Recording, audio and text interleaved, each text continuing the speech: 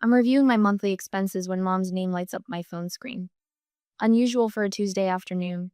My stomach tightens. Mom's surprise calls typically mean someone needs something, usually money. Laura, we've got such exciting news for Chloe's graduation gift. Her voice bubbles through the speaker, bright and eager. I smile despite myself. For all our differences, I still crave these moments of family connection. That's great, Mom. What are you thinking? We've booked her a 20-day tour of Japan. The premium package with private guides, traditional accommodations, see everything she's been dreaming about since her Japanese culture class last year. My smile widens. Chloe's worked hard for her degree, unlike my practical business major that our parents merely tolerated. That sounds amazing. She'll love it. Oh, she's beyond thrilled. The itinerary covers Tokyo, Kyoto, and even those rural hot springs she's been talking about. Mom pauses, and something in that brief silence makes my fingers still on the keyboard. And don't worry about the cost, sweet. Just put it on your emergency card. My blood turns to ice. What did you say? Your emergency card? Mom repeats as if explaining something obvious. You know, the one you gave us for emergencies? Don't worry, the travel agent gave us quite a deal. My trembling fingers open my banking app. The password takes 3 attempts as Mom chatters on about Chloe's itinerary. There it is, $18,000 to premium travel experiences. Processed yesterday. Mom, what did you just say? $18,000 on my card. My voice rises sharply, cutting through her detailed description of traditional tea ceremonies. Oh, honey, don't be dramatic. We're family. We help each other. Her tone shifts to the one she uses when I'm being difficult. Chloe deserves this experience after her hard work. And you make good money. That card was for actual emergencies, like if Dad needed another hospital visit or your car broke down, not luxury vacations. I press my palm against my forehead, trying to steady my thoughts. Do you understand what this will do to my credit utilization? I can't just absorb an $18,000 charge. Mom scoffs. Oh, please, with your fancy finance degree and all those spreadsheets. You've always been the responsible one, Laura.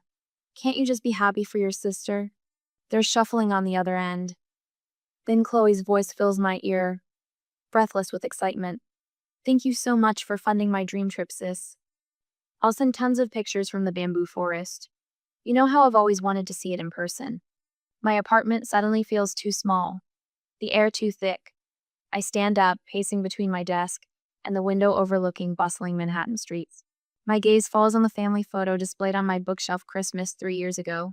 Mom and Dad beaming between Chloe and me. It looks like a lie now. I remember my own graduation dinner at Olive Garden, where Dad complained about the prices, a card with $50, and their rushed departure because traffic would be terrible. I'd worked double shifts through college while Chloe got a fully funded experience complete with a study abroad semester. They never mentioned help her finance. Now I know why. Laura, are you still there? Mom's voice interrupts my thoughts. You're making too much of this. It's just money. Something snaps inside me. The weight of years being the family ATM crystallizes into sharp clarity. This is theft, Mom. What you did is illegal. My voice sounds different, steady and strong. The silence on the other end stretches, heavy and absolute. I can't believe you'd use that word with family. Mom's tone shifts from casual to cold. After everything we've done for you, cancel the trip. Now, or I'm calling the bank to report fraud. Each word feels like setting down a heavy object I've been carrying too long. You wouldn't dare. The threat in her voice is clear, but for once it doesn't work. Try me. I end the call. My phone buzzes almost immediately with a text from Chloe. How could you ruin this for me? You've always been jealous. I stare at the screen, a strange calm settling over me. For years I've been the responsible one, the reliable one, the family safety net. I helped with bills, covered emergencies, bought birthday gifts beyond my budget, because family takes care of family. But now I see the truth. Taking care of family was always meant to flow one way toward them, never back to me. What would you do if your family stole $18,000 from you for a luxury vacation? My next move will shatter my family's comfortable expectations forever. And what I'm about to discover about their financial abuse goes deeper than I ever imagined. The yellow legal pad sits before me on my kitchen table, neat lines waiting for purpose. Outside, Manhattan continues its relentless Wednesday morning hum, but in here, I'm building a fortress. I write action items at the top of the page and underline it twice. Something about seeing the words in my own handwriting steadies my hands. I've always found clarity in lists when emotions threaten to overwhelm logic. My phone sits beside me, charged and ready. I take a deep breath and dial the credit card company. Customer service, this is Andrea. How may I help you today? I clear my throat. I need to report unauthorized charges on my account. I explain the situation clinically, factual surprise by the steadiness in my voice. When I mention the $18,000 charge, Andrea's professional tone shifts. Ms. Sullivan, while I'm reviewing these transactions, I'm noticing something concerning. Her voice drops slightly. There appears to be a pattern of smaller charges from the same authorized user card. My stomach tightens. What do you mean? Andrea details purchases over the past 3 months: coffee shops near my parents' house, gas stations, online retailers I've never used. The total of these additional transactions comes to approximately $2,300. The number hits me like a physical blow. All this time, while I've been meticulously tracking my own spending, they've been helping themselves to more than just emergency funds. I jot down total unauthorized $20,300 on my legal pad, the pen pressing hard enough to indent the next 3 pages. Rain pelts my windshield in rhythm with the tears I refuse to acknowledge as I drive to the 17th precinct. Each swipe of the wipers brings momentary clarity before the deluge returns. My phone buzzes constantly in the cup holder, texts, calls, voicemails accumulating like evidence. I haven't answered a single one. Officer Ramirez takes my statement with the efficiency of someone who's heard it all before. Family financial abuse is more common than people realize, she says, sliding the completed report across her desk. Most victims never file. The word victim sticks in my throat. I'm a financial analyst. I should have seen this coming. What happens next? I ask. The detective will review your case. Meanwhile, I recommend placing a freeze on your credit. She hands me a pamphlet on identity theft protection. It's the first wall in your fortress. I nod, tucking the pamphlet into my purse beside the police report. Something about having official documentation makes this real in a way that even the bank statements couldn't. For the first time since yesterday's call, I feel the satisfaction of concrete action amid the emotional storm. Back in my apartment, the blinking light on my landline signals 17 missed calls. I press play on the voicemail, my father's voice filling the room.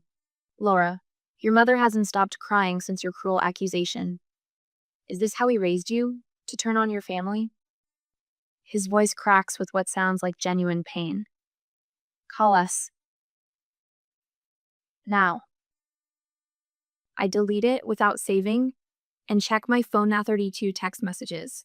Most from my parents and Chloe, but some from cousins, aunts, uncles, family members who haven't contacted me in months, suddenly concerned about my behavior. A group text from my extended family reads, "We've always thought you were different from the rest of us. Now we understand why." I open Instagram against my better judgment. Chloe's story shows her tearfully packing away a Japanese travel guide, a bottle of sake, and a small Lucky Cat figurine. The caption reads, "Dreams crushed by cruel siblings who only care about themselves. Number, heartbroken. Number, betrayed. Number, family trauma." Before I can close the app, a text from my college roommate appears. "Why is your sister saying you're financially abusing your family? Everything okay?" The wall I've built around my emotions begins to crack. They're making me the villain. "My brother did something similar to me last year," Jessica says quietly, perching on the edge of my desk the next morning. I look up from my computer, where I've been staring at the same spreadsheet for 20 minutes. "How did you handle it?" My voice sounds small, even to me. "Boundaries. Hard ones." She squeezes my shoulder. "And therapy. Lots of therapy." Later, my boss notices my distraction during our weekly review. Instead of the reprimand I expect, he closes my office door. "Take the time you need to handle this, Laura. Your work has been exceptional for years. We trust you." That afternoon, my therapist fits me in for an emergency session. "Financial boundaries are still boundaries," Dr. Chen reminds me, "and they're often the hardest to enforce with family." That evening, my phone rings with a number I haven't seen in years. Michael, my childhood friend, from 3 doors down. "I saw Chloe's posts," he says without preamble. "Wanted to check if you're okay." Something breaks loose inside me at the simple question. For the first time, I tell someone the whole story without justification or apology. And Michael just listens. I believe you, he says when I finish. The relief of those 3 words is staggering. Later that night, I create a new spreadsheet. Column A, date. Column B, amount. Column C, purpose. Column D, repaid. I document everything $7,000 for Chloe's essential laptop and her study abroad weekend that somehow wasn't covered by her full scholarship. $3,200 for mom's emergency dental work that insurance wouldn't cover. Countless dinners, gifts, and small loans that evaporated without acknowledgement. The pattern emerges in black and white. Years of financial exploitation disguised as family obligation. The total at the bottom of the spreadsheet, $41,256, represents nearly 2 years of careful saving gone. I draft an email to my entire family, attaching both the spreadsheet and the police report. This behavior stops now, I write. The charges must be reversed within 48 hours, or I will proceed with pressing formal charges. This is non-negotiable. My finger hovers over the send button, with the weight of family obligation heavy on my shoulders. My gaze drifts to the small frame on my bookshelf me at graduation. Pride in my eyes despite standing alone while my family attended Chloe's dance recital. I hit send, then methodically block every family contact. Just temporarily, I tell myself. Just until I can think clearly again. For the first time in years, the silence feels like freedom. My phone buzzes at 6:02 a.m., yanking me from sleep. An unknown number. I squint at the screen, heart already racing before I'm fully awake. Check your social media. See what kind of daughter you really are. I sit up, suddenly alert. Something in the pit of my stomach drops as I open Instagram. Mom's profile appears at the top of my feed with a new post that already has 73 comments. Her smiling face looks out from the photo, eyes glistening with what I recognize as her camera ready, tears the ones that appear on command whenever she needs to make a point. My daughter has broken my heart, reads the caption. After everything we've sacrificed for her success, Laura has chosen money over family. A mother should never have to feel this betrayal. My thumbs shake as I scroll through the comments. Aunt Susan, we always knew she was different from the rest of the family. Too focused on herself. Uncle Dave, shameful behavior to treat your parents this way. Cousins, I haven't spoken to in years, suddenly experts on my character. Below Mom's post are screenshots, carefully edited conversations that omit her demands and highlight my boundaries, making me sound cold and calculating. I recognize pieces of text from months ago, stitched together to create a narrative that never existed. A notification pops up. Chloe has posted a TikTok that's already gathering views. I tap it against my better judgment. My sister reported me to the police over a graduation gift. She sobs into the camera, mascara artfully smudged. All I wanted was to see Japan after working so hard for my degree. Now she's trying to have my parents arrested for credit card fraud. The room spins as I close the app. I've never filed charges against them, only reported the unauthorized transaction to my credit card company. But truth isn't the point here. Control is. The office feels different when I walk in conversations that halt mid-sentence, gazes that drop when I look up. Jessica from accounting gives me a tight smile as she passes my desk, the only person who acknowledges me directly all morning. Laura? My boss appears at my cubicle, expression careful. HR would like a word when you have a moment. In the sterile conference room, HR Director Maureen slides a printout across the table. It's Chloe's viral post now with over 40,000 views where she specifically mentioned my company name. Can we discuss the social media situation affecting our company image? Maureen's voice is professionally neutral, but her eyes reflect genuine concern. I'm sorry this has affected the company. I say, my voice steadier than I feel. My sister's claims are false. I reported unauthorized use of my credit card. I never pressed charges against my family. Maureen nods. We need to be prepared if journalists call. Several comments tag our corporate accounts. My stomach clenches. I hadn't considered how this might impact my career. The one thing I built entirely on my own terms. Later, during our team meeting, I feel eyes on me as I present the quarterly projections. My voice doesn't waver, but inside I'm crumbling. Then Jessica speaks up after a colleague makes a vague reference to personal drama. I think we should focus on Laura's excellent report instead of enabling what is clearly personal harassment, she says firmly. What her family is doing online wouldn't be acceptable from any other source. It shouldn't be acceptable from family either. The room falls silent. Our manager clears his throat and redirects to the next agenda item. But Jessica's words hang in the air, the first public defense of my boundaries anyone has offered. That evening, an email notification appears. Fraud investigation case number 4572. Determination. My hand shakes so badly I have to set the phone down on my kitchen counter before I can tap to open it. Dear Miss Sullivan, our investigation into the unauthorized transactions on your account has been completed. After thorough review of the evidence provided and transaction patterns, we have determined that all claim charges totaling $20,300 were indeed made without proper authorization. These charges have been reversed to your account effective immediately. We have also added additional security protocols as requested. Should you wish to pursue further legal action, please retain this determination letter for your records. I read it 3 times, sitting motionless at my kitchen table. $20,300 more than the $18,000 Japan trip. I found other charges I hadn't even noticed. The validation washes over me like a wave. An objective third party has confirmed what my family has been gaslighting me about for days. I'm not crazy. I'm not selfish. I'm not overreacting. I'm right. You are dead to me. My mother's voicemail plays through my therapist's office speaker. Dr. Winters doesn't flinch as Mom's voice escalates from cold fury to theatrical sobs.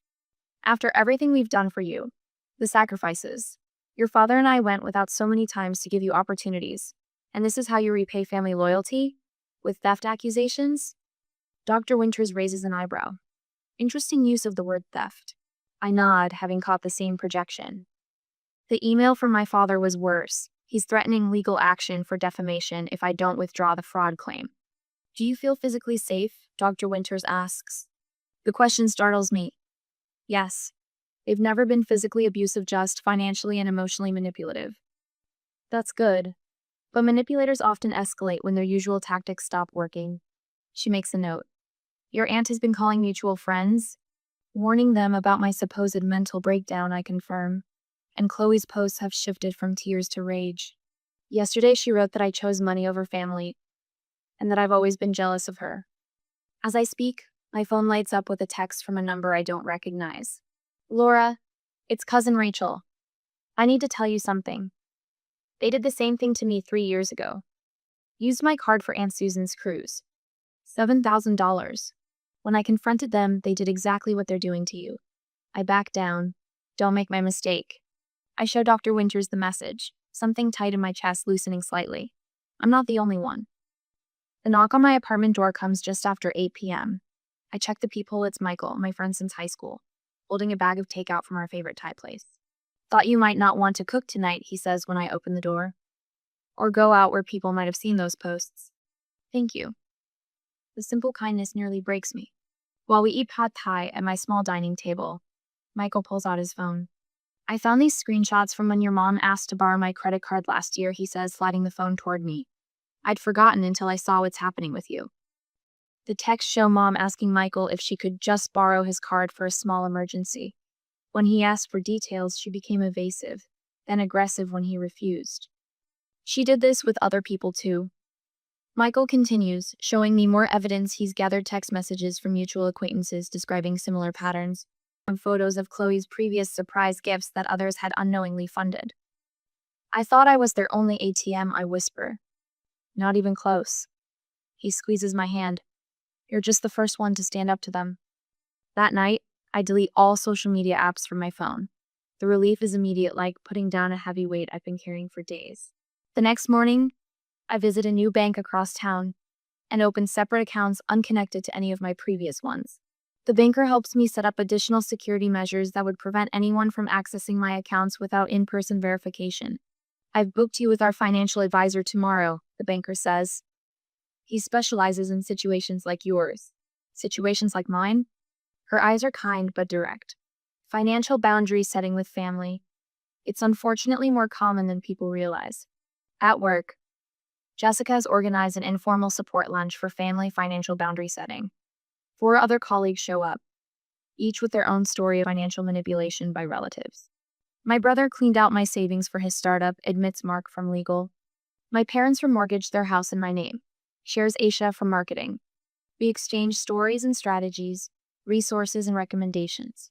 For the first time in weeks, I feel less alone. That night, I fall asleep without checking my phone, without making mental lists of defenses, without rehearsing justifications. I sleep through until morning, the first full night's rest since the ordeal began. When I wake, I feel something I haven't experienced in a long time. The quiet strength of knowing I've done the right thing, regardless of who understands. My phone vibrates with a notification, an email from an unfamiliar address, but the subject line stops my breath. Secret from Chloe, don't let mom and dad know. Laura's family never expected their financial abuse to be exposed so publicly. But as they scramble to control the narrative, an unexpected message arrives that will turn their manipulation tactics upside down. What evidence has Chloe been hiding, and why is she suddenly reaching out to Laura in secret? My phone buzzes on the kitchen counter as I'm measuring coffee grounds for tomorrow morning's brew a small ritual that's become part of my healing. A glance at the screen makes my hand freeze mid-scoop. Message request from unknown number. I tap it open, expecting another anonymous relative eager to tell me how I've destroyed the family. It's Chloe. Can we talk privately? Please don't tell mom and dad. The coffee grounds scatter across the counter as my hand jerks in surprise. After 2 weeks of public attacks, the tearful TikToks, the edited screenshots, the accusations, this feels like another trap. I place both palms flat against the cool granite, steadying myself. My therapist's words echo. You get to decide who has access to you now. After 10 minutes of deliberation, I respond, video call, 30 minutes. I'll end it immediately if it becomes manipulative. When my laptop screen illuminates with the incoming call, I barely recognize the face that appears. Chloe's trademark perfect makeup is gone. Her eyes are red-rimmed and puffy, hair pulled back in a messy ponytail instead of her usual polished waves. Thanks for answering. Her voice is small, nothing like the confident performer from her viral videos. I say nothing, waiting. The silence stretches between us like a tightrope. I didn't know, she finally whispers, eyes darting away from the camera. About your card. They told me you had agreed to it, that you wanted to give me this special graduation gift. And you believe that? The words come out sharper than intended. Yes. She meets my gaze now, because that's what they've always told me, that you wanted to help, that you were happy to do it. That's what they've been telling us both for years, different versions of the same lie. Something shifts in my chest, a crack in the wall I've built between us. I'm starting to see how they use us against each other, she continues.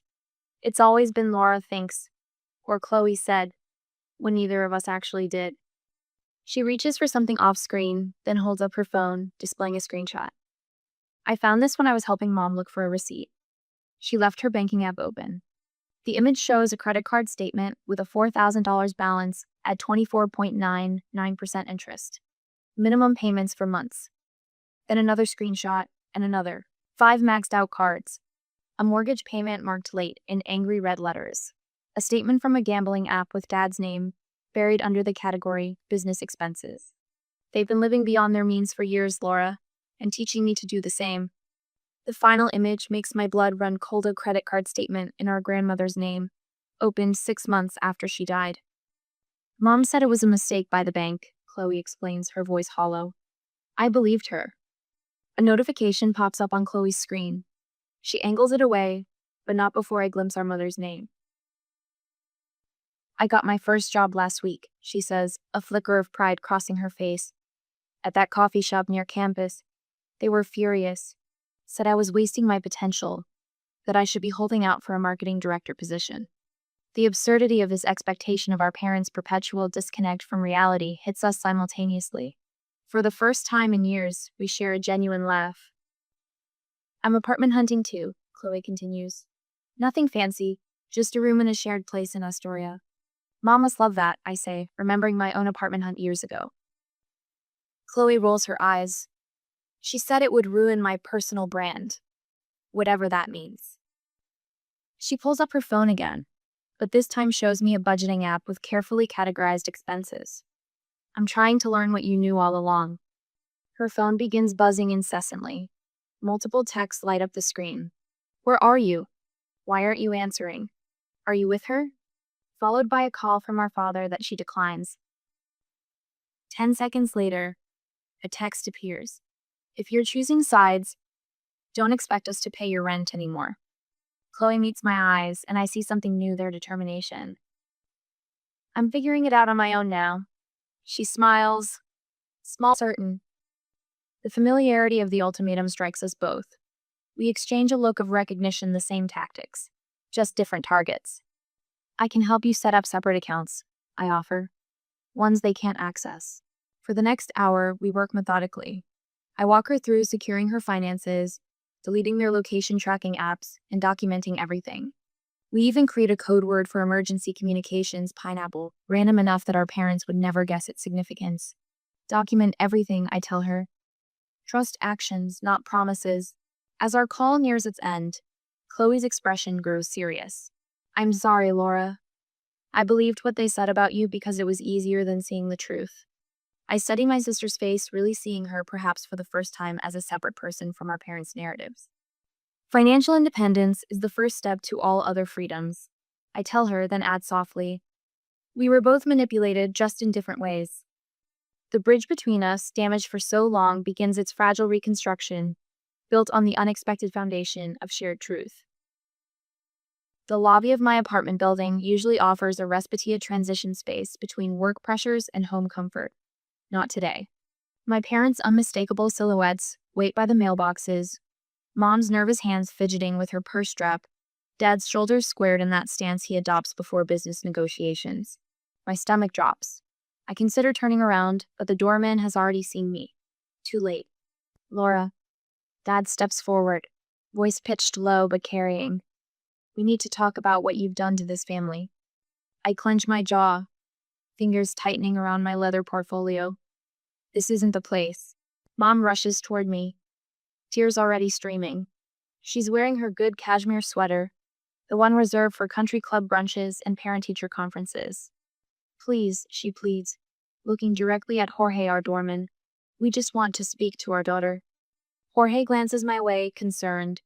We've exchanged morning greetings for 3 years, but he's never seen my family, never witnessed this particular drama. Dad moves closer, invading my space with cologne and intimidation. His business negotiation voice emerges, reasonable tone, unreasonable words. Your mother hasn't slept in weeks.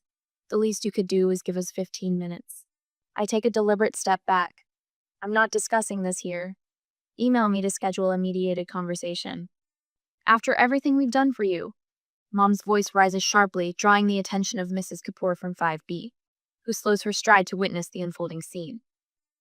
Like using my credit card without permission for $18,000? The words emerge with unexpected steadiness. 2 residents waiting for the elevator turn toward us. Dad's expression shifts instantly, his hand closing around Mom's elbow. Lower your voice, he hisses. People are listening. I meet his gaze directly. I'm not the one who should be embarrassed by this conversation. Something flickers across his face, the unfamiliar realization that his control tactics have lost their power. It's the same expression he wore when I was 12, and suddenly too tall for him to intimidate physically. My phone vibrates in my pocket as I step around them toward the elevator. A text from Chloe. They just called asking for money. I said no for the first time ever. A strange lightness fills my chest. The elevator doors close on my parents' stunned faces. By evening, the family system is cracking under the weight of exposed truth. My laptop screen glows with an email from Aunt Susan. Is it true about the credit card? We need to talk. Uncle Bob's name appears on my ringing phone. I answer cautiously. Your parents asked to borrow against our home equity line, he says without greeting. When I declined, your mother mentioned you've been causing problems. That's one interpretation, I reply, staring at the horizon outside my window. The sun sets earlier now, painting Manhattan in amber light. Well, Miranda's version doesn't add up. Susan and I have questions. My cousin's text arrives while I'm still on the call. They're telling everyone you're having a breakdown and need to be hospitalized. Just wanted you to know. The old Laura would have panicked. This new version feels oddly calm. Your boundaries are appropriate and necessary. My financial advisor confirms during our weekly check-in. Her office overlooks Bryant Park, where people linger in the late afternoon sunshine. My family disagrees. I say, watching a young couple spread a picnic blanket below. They would. She adjusts her glasses, steel gray hair catching the light. Financial abusers rarely applaud their victims for establishing limits. The word still makes me flinch. Victim. But my therapist has connected me with a support group where I've heard stories eerily similar to mine.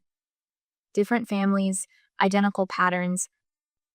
At work, HR called me in yesterday. We've implemented new privacy protections, the director explained, sliding a document across her desk. After your experience, we realized our policies needed updating. No one can call claiming a family emergency without verification now. My boss surprised me with an unexpected raise later that afternoon. Your work has been exceptional despite personal challenges, he said simply. That demonstrates character. The envelope from my parents' lawyer arrived certified mail. The cease and desist letter inside is printed on expensive letterhead, full of hollow threats about defamation and family privacy. My own attorney reads it with the calm bemusement of someone holding a child's crayon drawing of a monster. This has no legal standing, she explains, setting it aside. It's intimidation, not law. We spend the next hour drafting our responsee concise document outlining the financial abuse and prohibiting contact regarding money. Each paragraph adds another brick to the wall of protection I'm building. That evening, I install a security camera beside my apartment door. The small device blinks green, its presence oddly comforting. The weight of years being my family's ATM lifts with each external structure supporting my internal boundaries.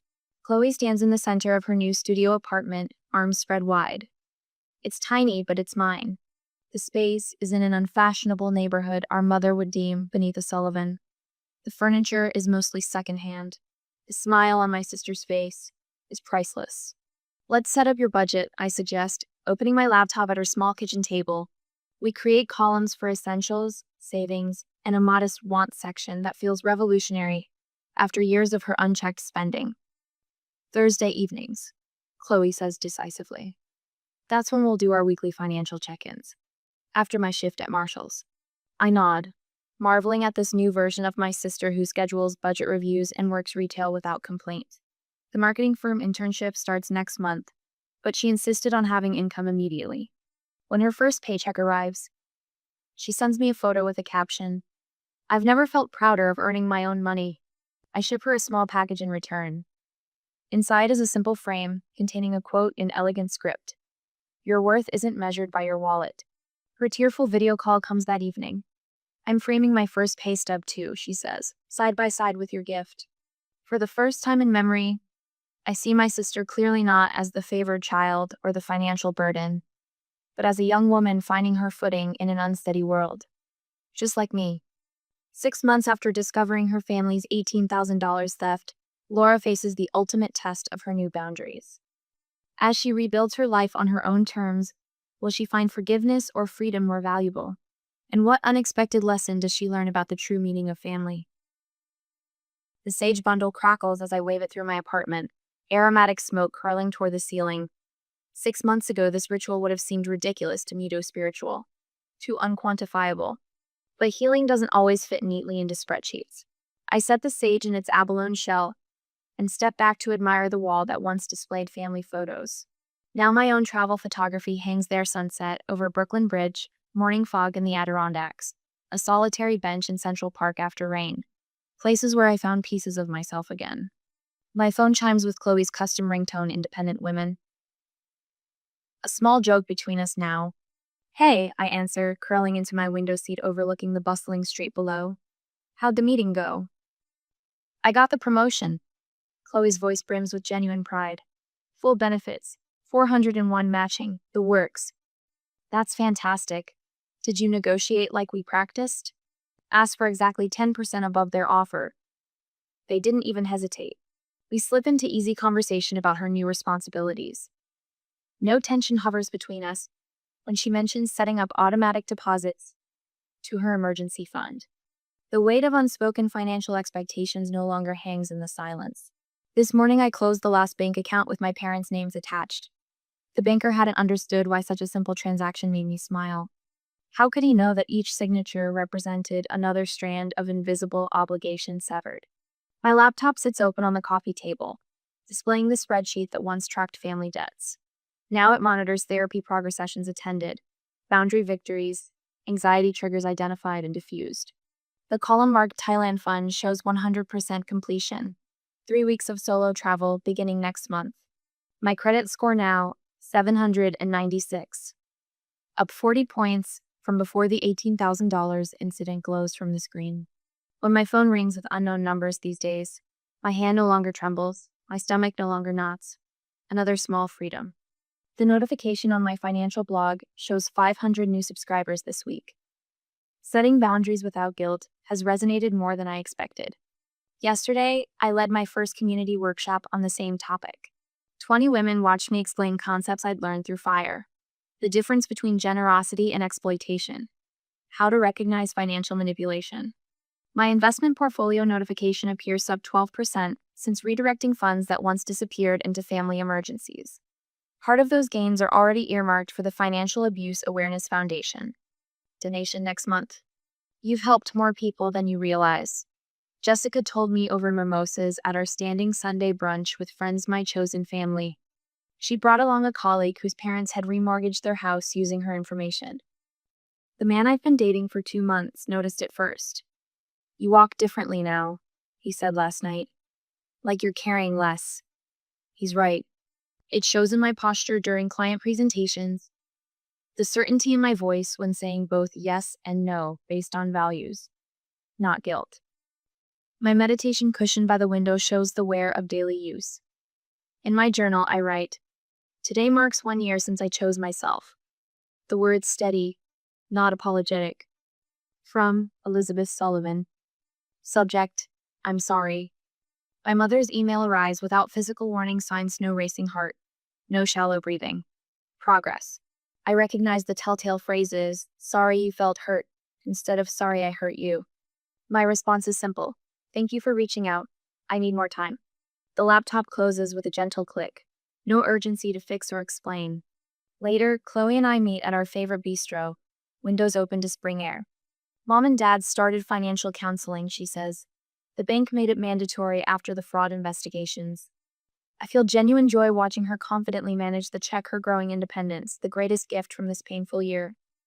To building the lives we choose, I raise my glass, not the ones we inherit. Evening finds me on my balcony. City lights shimmering. Below, a woman walks quickly, shoulders hunched under invisible burdens. A year ago, that was me, a financial victim, rather than the advocate I've become. My phone lights up. First donation to the Financial Education Scholarship Fund I established last week. I smile, watching the city pulse below. The most expensive lesson I ever received was worth every penny.